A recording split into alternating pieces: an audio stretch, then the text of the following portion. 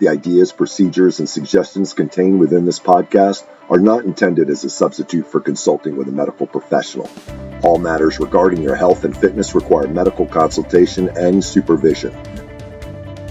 Welcome to the Warrior Wellness Podcast, a podcast for military members, veterans, and first responders focusing on fitness, health, nutrition, and biohacking. Our mission with this podcast is to introduce America's heroes to lifestyle habits and hacks that will help them live healthier, happier lives, and in turn, be fit enough to continue their support of their communities and country. Well, thank you, Don, for being on the Warrior Wellness Podcast. Don is the branding and marketing director for VETJOBS.org. So I asked Don to come on the Warrior Wellness Podcast because if you're listening to this later on, you may remember that we are in the middle of a year-long COVID crisis. Our economy's basically been shut down for a really long time now. And, there's predictions that we're going to go into a full-blown recession. And there are a lot of concerns about joblessness, employment, things of that nature. And that's always a topic of conversation for the military veteran and the transitioning veteran population. So I wanted to kind of get Don on the show and talk about these topics.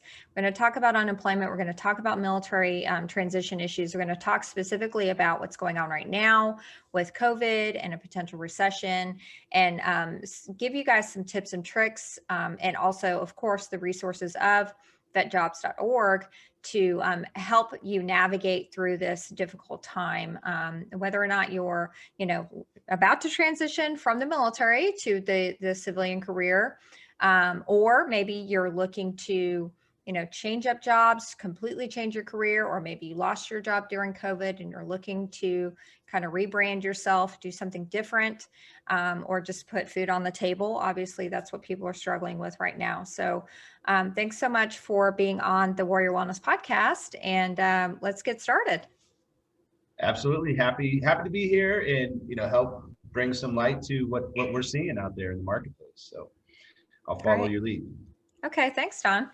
So I looked up in researching for this specific interview, I looked up the veteran unemployment rates. I was interested in seeing that because I never actually really paid attention to those numbers. It's been a while since I've done, yellow ribbon events and stuff like that where we're talking about these things. So I found the most recent number was in December 2020, and it said the veteran unemployment rate was 5.4%, which is very low, down from 6.3% the previous month. So that's actually very good, especially for in the middle of what we're going through right now. And then they said the comparable non-veteran unemployment rate was 6.7% in December. So actually veterans right now, or as of December, actually had a better employment rate, or better, I guess you could say, a better unemployment rate. But I also wanted to look at the previous year just to see where it was at pre-COVID. Obviously, that's going to be different. So the unemployment rate was 3.1%, which was actually this was for veterans, the lowest in 19 years. So that was really interesting to me. So Don, you being working in this field with VETJOBS.org, what are you seeing out there in the field with the people that you're working with unemployment rates? Those are, every time we get into government data, you take that with a grain of salt. So it's really high for military spouses. We'll tell you that typically that trends around 20%. Wow. And it's just a different animal, right? And military spouses have their own challenges. But when we're talking about the veteran data, which you pulled off of probably Department of Labor, which is what we track as well, that can be quite skewed. I mean, I don't think those are very accurate, because if you really dig into these numbers, which I like to geek out on data. They really skew this in regards, because they unpack unemployment into about 6 different categories. So there's about 6 different rates out there. And so this number here in particular doesn't include certain categories of people, but let's not focus too much on the numbers. Yes, there's a trend down. it's probably higher than what we're looking at on their website, right? Based upon the data that they're providing us. So it is higher, and I'm sure it's higher as well from COVID, but let's focus more about the COVID aspect, because that's what's key here. Because today we're recording, it's January 29th, 2021, and vaccines are rolling out, but we know COVID's still here, as I like to call it, the cerveza virus. I don't know if you're on YouTube, but YouTube scans this stuff and they don't like that word, so they can poo-poo us.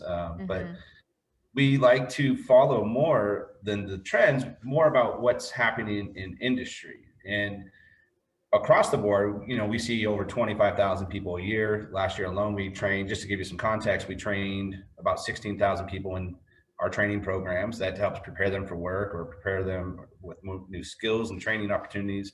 And we confirmed over 10,000 hires last year. So we see a large volume transitioning veterans themselves, underemployed people trying to reskill or move up in a career. But we see a large variety from March of last year. Basically, the first few months of this pandemic was a huge drop. I mean, everybody was deer in the headlights. Whoa, what's happening? I mean, jobs just went off the chart. I mean, they went from 2.4 million we follow on our job board to about 400,000. And they shifted more emergency needed, supply and transportation oriented. So the jobs were available, but they shifted, right, as far as what was still functioning. And it really didn't trend upwards until summertime last year in 2019. To where we're even at today. We gauge like the health of employment based upon our partners, employer partner relationships, which spans everything from Fortune 500 all the way down to the small mom and pop. And now our job board's back up to over 2 million jobs. So the opportunities have returned or are returning, but you see a shift in those as well. What you're going to see in 2021 going forward, there's going to be a lot of businesses that aren't coming back, that did not survive the pandemic. And economically, we haven't felt that yet. So that's why we're trending towards this recessionary period. And you've got the government propping up the markets by the stimulus packages. And that's helped people survive and carry the load, whether you're on unemployment or participating in the stimulus checks, which most people are. That helps a little bit, right? But you still need to work. You still need to support yourself, your family. And so we've really seen a shift in what jobs are returning. What's really happened during the pandemic from an employment perspective, it's really accelerated our ties to technology.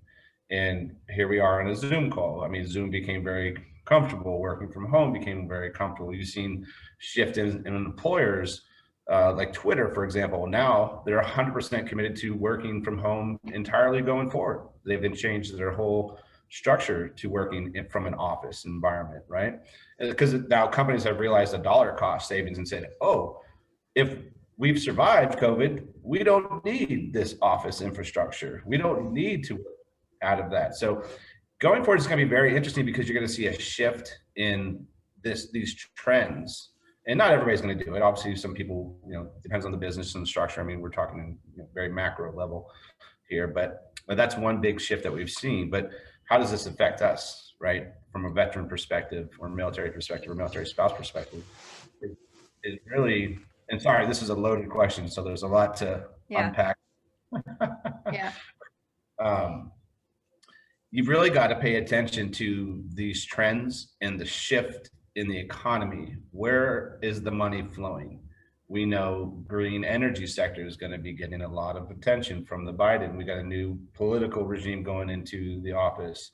We got to follow that. And if you're in the job market or you're going to be in the job market, you've got to start planning ahead. You've got to take advantage of resources out there that assist you, which there are plenty, and we can dive a little bit more into that. But I hope I answered your question. I don't want to continue on. I can talk more into that category, but I'll kind of let you steer how you want to navigate around this because there's so much to talk about. Right. No, those are all good points. And I think for you, probably you're thinking, being in this field, it's kind of more of the same. You're teaching the same skills. It's just, skewed a little differently in light of what's going on with our economy, our politics, everything.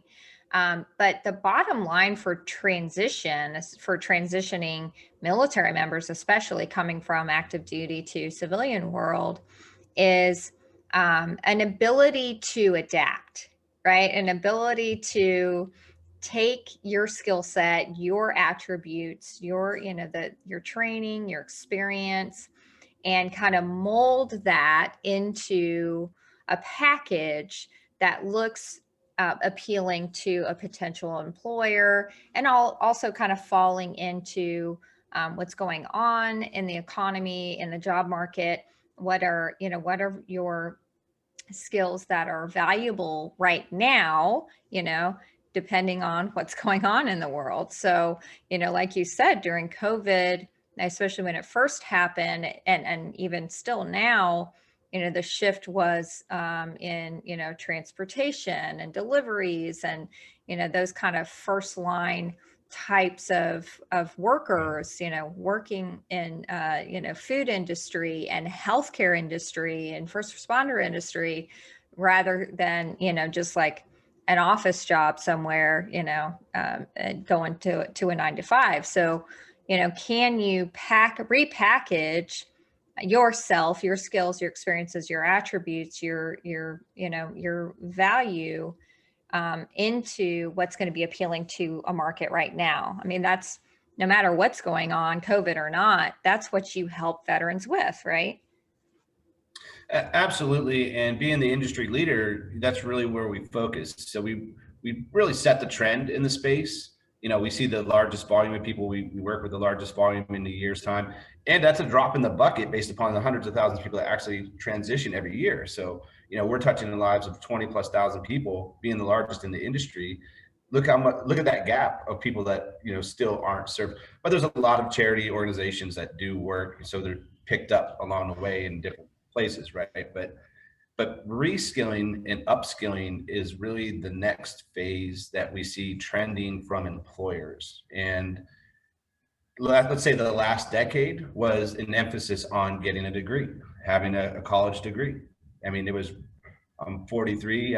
When I was a kid, that's all people talked about. Get a good degree, go out and get a good job.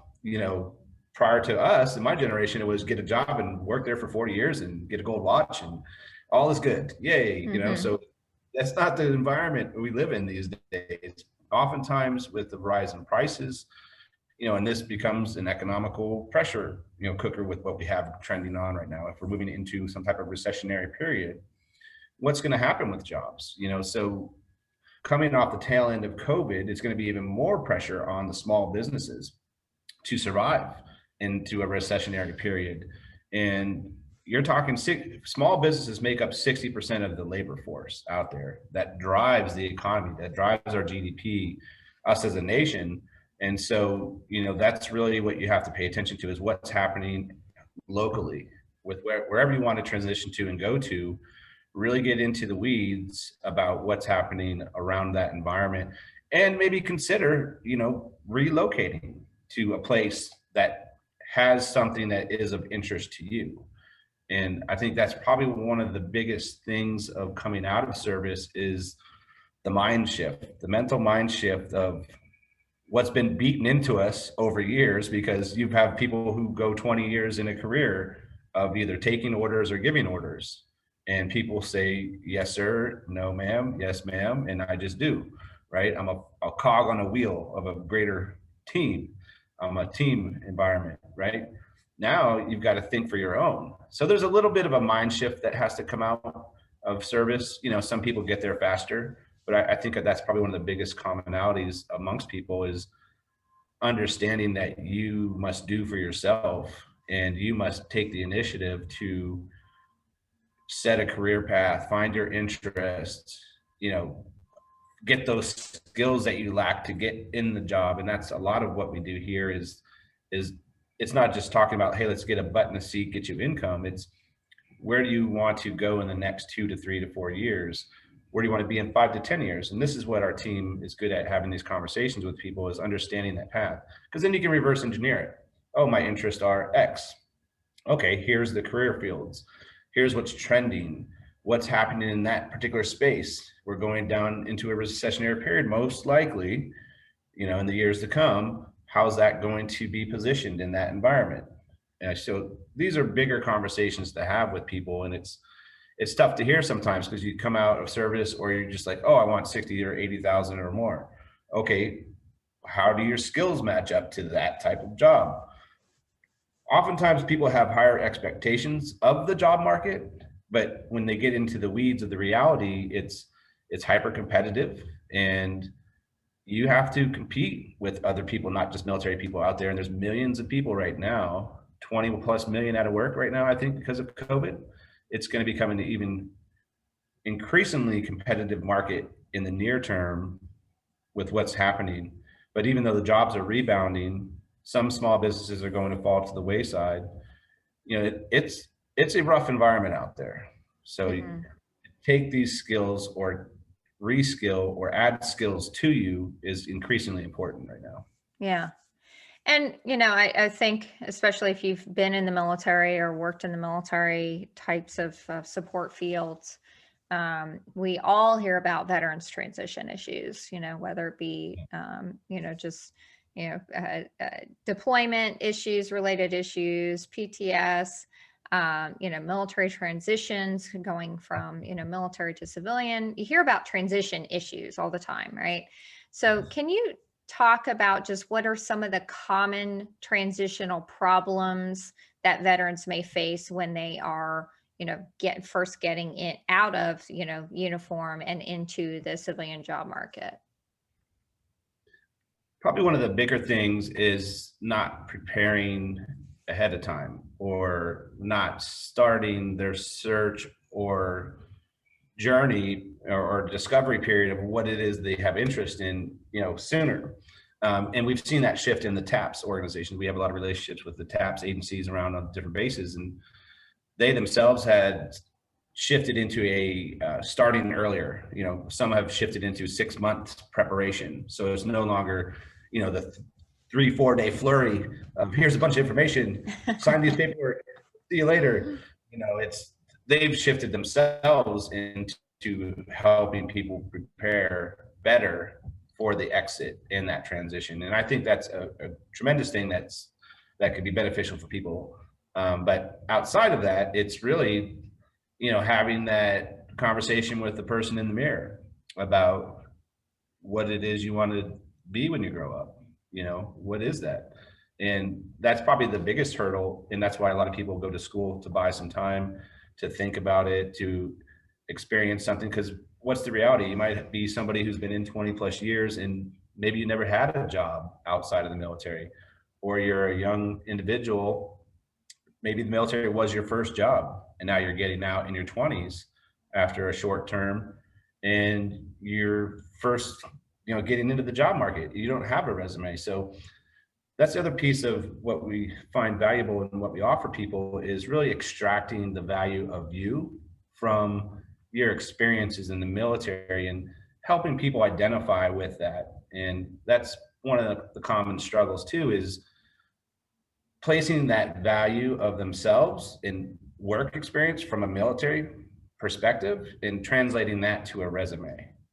And that's a big piece of it right there as well. And it's amazing to see people, respond when we start helping them unpack that term that they were in, whether they have managerial skills, they've managed a team of people, they might have been managing millions of dollars in equipment. I mean, that's massive. Some people who are in the supply field, they're handling billions of dollars, running through their team. So that's highly valuable to people from an employment perspective. That's why they love military, is because of these experiences, because of the discipline that we come out with. And I had a great interview with employer on my video series yesterday.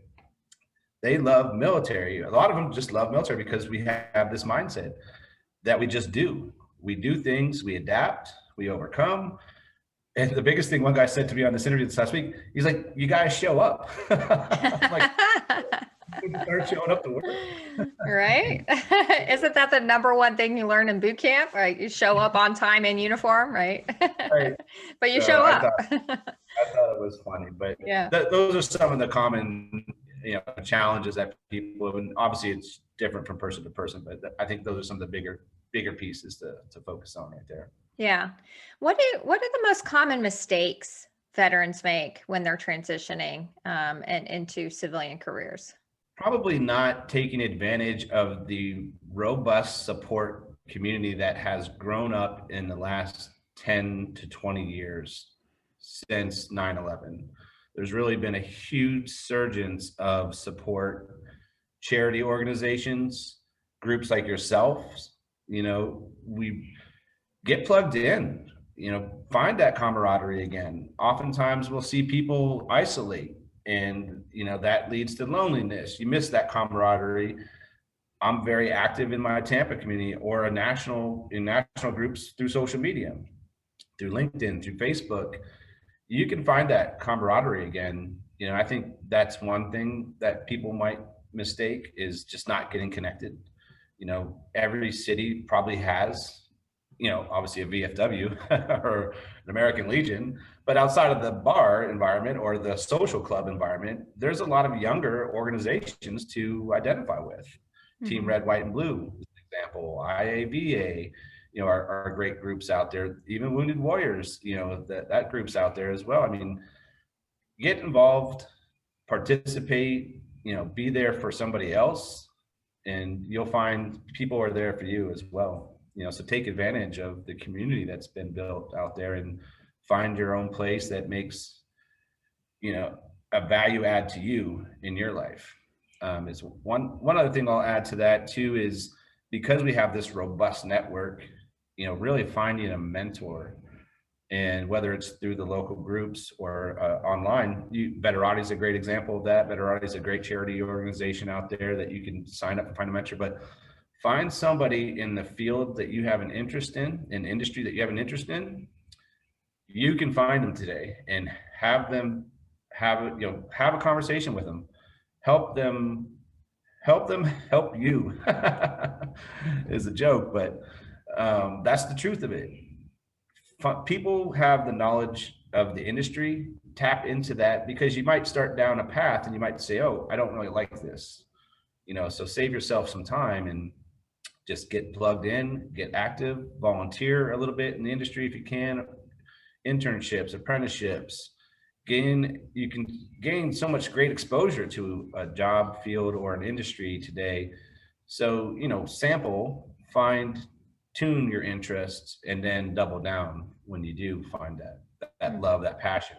Because we all want, and what's more important from an employer standpoint to an individual, we want that cultural connection these days. And that you hear people talk about the culture fit. What's the culture like at this company? And that's part of my series that I do, my video series for Salute to Industry with the charity, with VETJOBS, is I do a 15-minute behind the scenes look about what is it like to work here at this company? Because if I'm applying from an Indeed job board, I don't know anything. I'm reading a paragraph about them that says, oh, that's what it is. But, do the due diligence and really find out what the culture is. I interviewed the Uber military hiring manager last night. They have a great culture, military culture there. Never would have known it, right? I'd think of Uber like, oh, they're drivers, but no, there's so much more to Uber. But not only that, they have a great work environment. Leaf Filter, or talk to them Tuesday. I didn't even know what Leaf Filter was until Tuesday. It was interview. But they've got a great military culture inside, a veteran culture. So find those companies that really emphasize or put an emphasis on building and developing that culture inside. You're going to be a lot happier in the long run. Yeah, and that's so important for anybody. I mean, I've heard that over and over again, working in organizations as supervisors.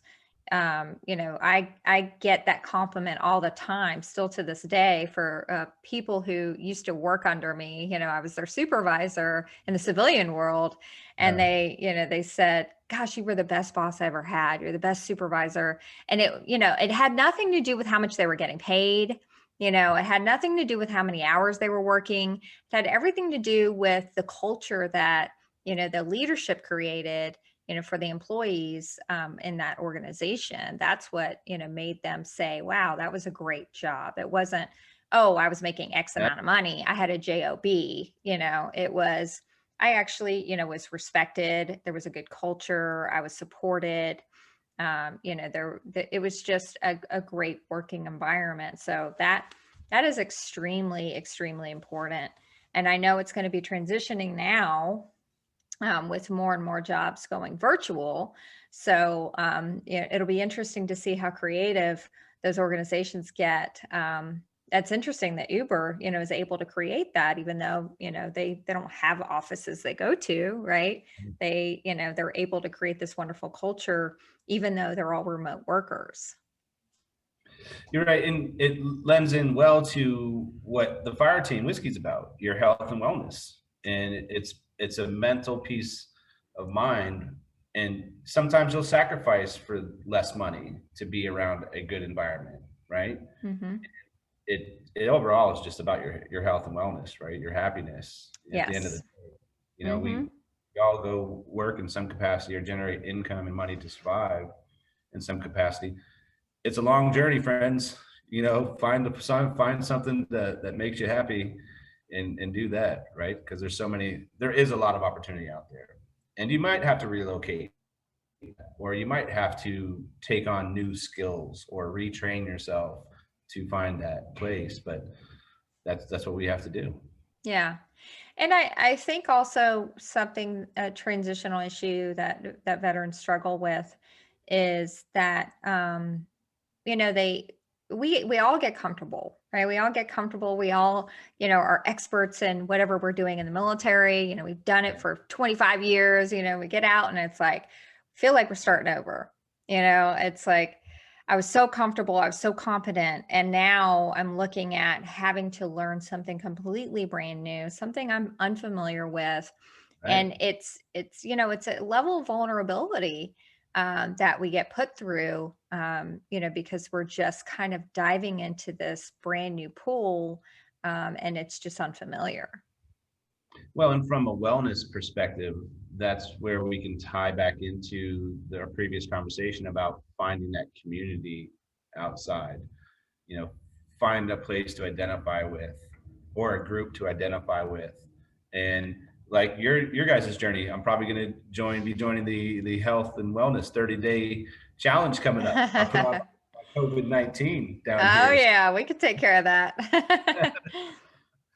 So getting involved with people and groups, that's the biggest thing. Don't self-isolate. Don't think you're alone in this journey. There's lots of great organizations out there, groups out there doing great things, creating great content, creating, I always like to say we're not content creators, we're documenting our journey. Mm-hmm. So that's how I feel about creating content or doing podcasts. I mean, these are things, or my other businesses that I'm involved in, these are things that I document for my daughter and for those behind me, or to help other people, show them the way of how I'm doing something, so if they want to follow suit, they can come and ask me questions like, oh, how are you doing digital marketing? Why are you in software development? That type of stuff. Why am I involved in VETJOBS? Mm-hmm. Because I love the community. I love having an impact. And so it's something that I identify with and that I find happiness and value in, right? So, but people have to find those and answer those questions themselves. Yeah. And I love that you emphasized, getting a mentor, which is extremely, extremely important. And the military is pretty good about that. Military does a lot of, kind of pairing up and mentorship. At least that was my experience in the military. I had a lot of great mentors who took me under their wing. There's a lot of professional development. I'm sorry? Some good, some bad. Well, yes, some good, some bad, but I feel very lucky to have had that. I mean, I joined the military when I was 17 years old. So, I still, I call him my Army daddy. He was my very first platoon sergeant when I was 17 years old, brand spanking new, wet behind the ears. He walked me down the aisle a year ago. Great. I mean, we're that close. I mean, he is like, he grew me up is what I say. He took the reins when my father had passed, and he grew me up as an adult, right? When I, in my, 10 years in the military. So, it's so important you can find those kinds of mentorships in the civilian world. And I was lucky to have found those when I transitioned to, to my civilian career. So what I would encourage people out there is to, don't be afraid to ask, like, I don't think, unless you're a total asshole, that if I go up to somebody who's been doing this job that I want to get into for 10 years and say, hey, can we have a cup of coffee and just, kind of chat for 30 minutes? And I have some questions, I don't, unless you're a total, idiot, like they're not going to say no. They're going to be open about talking about their experiences, answering your questions. So, find people out there, ask the questions. The worst thing that could happen is they say no. You move on, you find somebody else who's willing to do it. But, just ask, tap into the resources, tap into the knowledge that's out there for you, and use organizations like VETJOBS to help you, equip you with the mentorship with experts like yourself to kind of navigate that path, because you're not the first person who's ever transitioned out of the military, by the way. This isn't the first time this has been done. I don't know why we act like it's the first time. It's like, you are not paving the way, guys. Like, there's millions of people who've done this before you. Why not just learn, from the experts, the people who've done it before you? You're not blazing a trail here. It's been done. There's ways to do it easier. So just be open to a little bit of mentorship, using the resources that VETJOBS has for you, and just be open to, trying some new stuff. It may feel bad, may feel funny, may feel kind of scary, but at least be open to trying. So you can kind of have a little bit of an easier time doing it. So let's talk about VETJOBS and what you guys offer. So, let us know, what kinds of services your organization offers. Great way to tee it up. So there's a lot to unpack here. So what we like to talk about the most is that we're with you on your journey for life. We're not a one-stop shop. Hey, I got help. Great, I'm here. What we found is, in our 10-year span that we've been around, and we've served over a couple 100,000 people now, over 50% of the people stick around with us and they come back. So we help them get into a position. And again, we're not placing you into a job. We're helping you to shape yourself, get new skills, train, access training, that type of stuff. So let me circle back on that here in a second. But, it's about the ladder. How do I climb? What is the ladder? Let's establish the ladder, because you're not walking into your dream job. You again, it goes back to the expectations and what's available on the market. It's hyper competitive. So how do you get to where you want to be? It's probably the biggest value add we have, is having that conversation. And really, people can come to us and they could get as much support as they want or as little support. So if I want self-paced access to our training courses, which are, how do I write a resume properly? We've got a great training partner who's been doing this. Amy Rossi's been doing that for over 10 years, writing resumes, shaping resumes, coaching people how to write a federal resume, because yes, it is different than a traditional resume. So that's one of our most popular classes. The federal government's the biggest employer out there, which is to our detriment, probably. At some, we won't go there, but so there's a specific class for that. So you could access live training if you want, or you could go to pre-recorded training. Some people like to just do it at their self-paced or at night when they have time, so they fit it into their schedule as they like. So it's kind of a la carte. It's come in, and if you want a one-on-one, a career specialist assistance, we have dozens of people that their sole job is to be your battle buddy. You can get one-on-one support. So anybody coming in the door who elects it and wants that type of support, you're going to get a human being on the other end of the phone, and they're going to coach you about walking you through all the resources available, talk to you about your career interests, explain how to access our job board and what do I do to navigate that. There's millions of jobs on there. Let's talk about that. What location are you trying to get in? Okay, you want to go to Tampa, Florida? Let's talk to Don. He's connected there in Tampa. Let's see if we can get you a one-on-one interview with somebody that you have an interest in. So, and that's part of the struggle too, is the value add for us is, it's so competitive. You know, when you put a resume in, it tends to go into a black hole, and a computer scans resume. This is the reality of the job market, is computers are scanning those resumes. They're extracting keywords. So yes, you need to write a resume for every job out there that you're putting in and applying for. And you need to include keywords into your resume that help you stand out in that process, because we know that that's what they're doing. And how do you get to the top of the pile? You have to do these and run these traps, because other people are. And if you aren't, you're not going to get that call back. You might not get that call back. You might not get that interview. So helping people understand what's going on in the job market is a big conversation to have, because like we said, is I went in at 17 too. I mean, I had, before that, before the military, I worked on farms, you know, throwing hay bales around, and I was a country kid. Or I did a grocery store job, right? So my resume coming out wasn't that stellar from experience, right? I had great military experience with the Marine Corps, but you know, so, you know, how do you understand that if you did 20 years in and you never had a job, you've never written a resume, you know? Take advantage of people like us out there. And there's a lot of other great organizations that do it. There's people around local areas as well. We cover a national footprint. We helped somebody get a job in South Korea last year, in Japan, in Germany. Wow. You know, so we have a big footprint of contacts.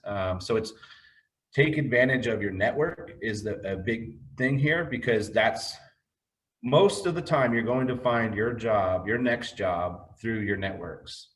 So there's value in having a LinkedIn profile. That's what we walk you through too, is let's set you up on LinkedIn. Oh, you're not on LinkedIn? Here's how we use LinkedIn. There's a LinkedIn great training course. So training is one big piece of what we do here. Like I said, I think close to 16,000 people accessed our training last year alone. So, and that's growing. So we're trending up. We're probably going to touch 20,000 in the near term. But we do also have relationships with employers, probably a few thousand at a time, that kind of flow in and out, that we say, hey, if you're a fit for that company and you have an interest, we can make a personal introduction to you to that organization. That's what we call our hot jobs, or our RC jobs. So if you're crawling our website at vetjobs.org, you know, there's two sections. There's a job section on there. One, you can go to the general job board and browse roughly 4 million jobs. Those are veteran friendly employers looking. We generally don't have relationships with 2 million people, right? Those people would just come and they post their jobs with us. But we have a section on the jobs section, it's called RC jobs, where those are the thousands of employers that we do have relationships with. So if you have an interest in any one of those, we can make a direct connection if you're qualified. We don't just send anybody over there, right? I mean, you got to have somewhat, shape or form skills that fit that to some degree. And I think that's another misconception. I think that's trending in the community of employers for people to be aware of, is it's not all about you have to be a perfect fit skills wise for this job. A lot of people want people with general skills and background, but then they can train you when they get you on board. And so a lot of employers are willing to do that these days. And I think there's a misconception about that. Oh, I've got to be the perfect fit. One, be a great person, be personable, because people love cultural fits. That's a big shift that we've seen in the years past.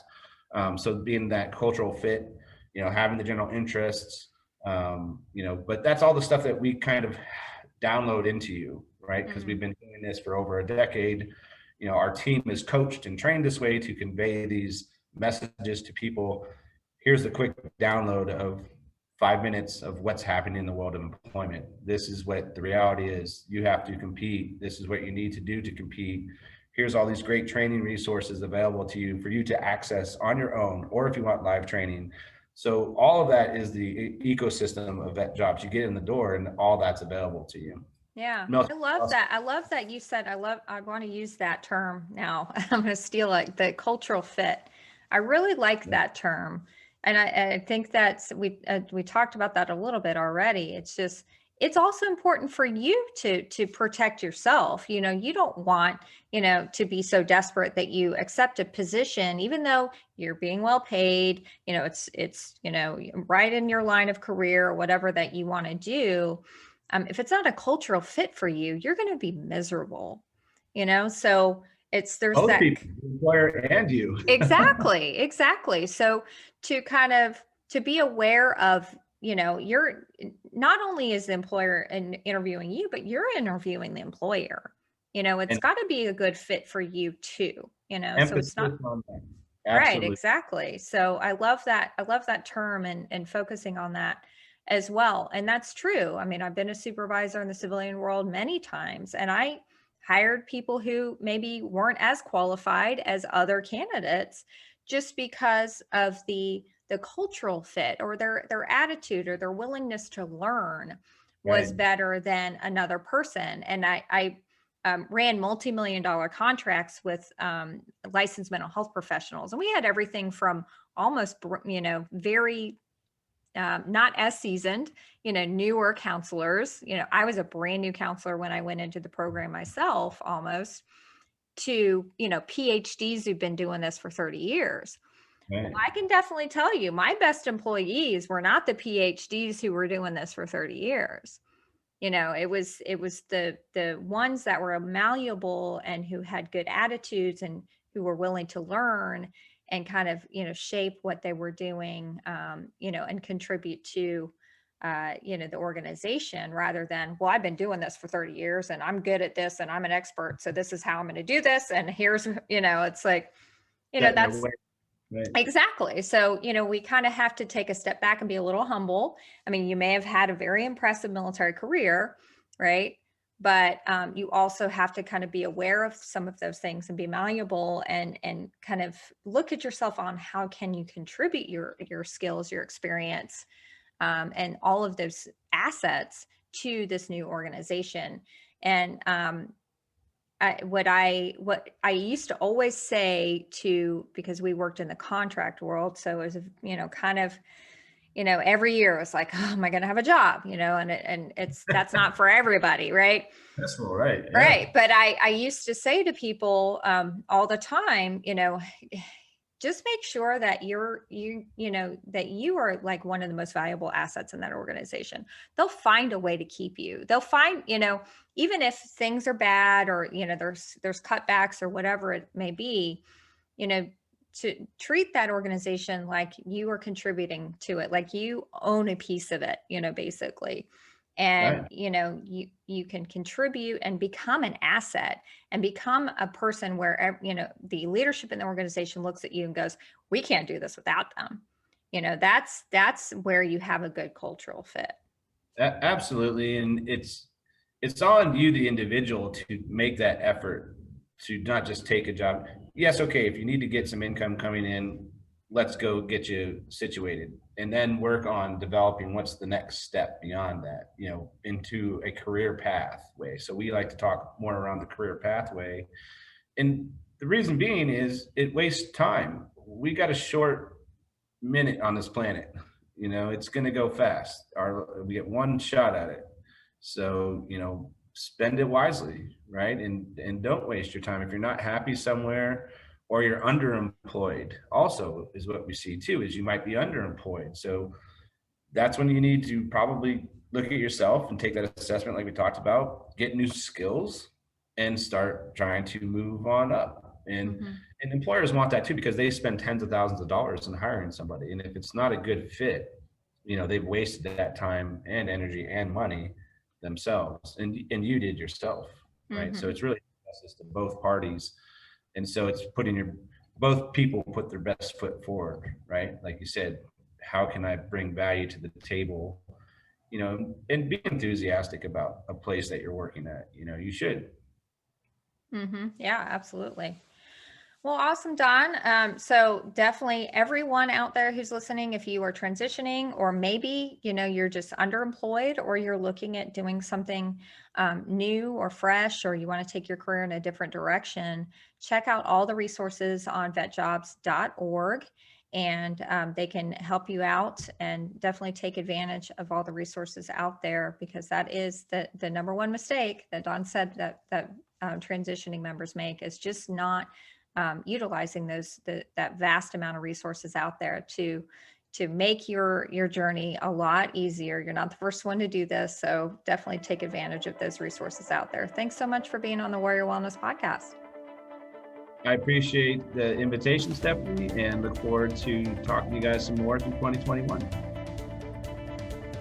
Hey guys, thanks for tuning in to another episode of the Warrior Wellness Podcast. Make sure to subscribe to us on iTunes or Spotify or wherever you listen to your podcasts. Make sure to subscribe and leave us a review. And if you screenshot your review and send it to info@fireteamwhiskey.com, along with your mailing address, we'd love to send you a thank you gift for taking the time to leave us a review.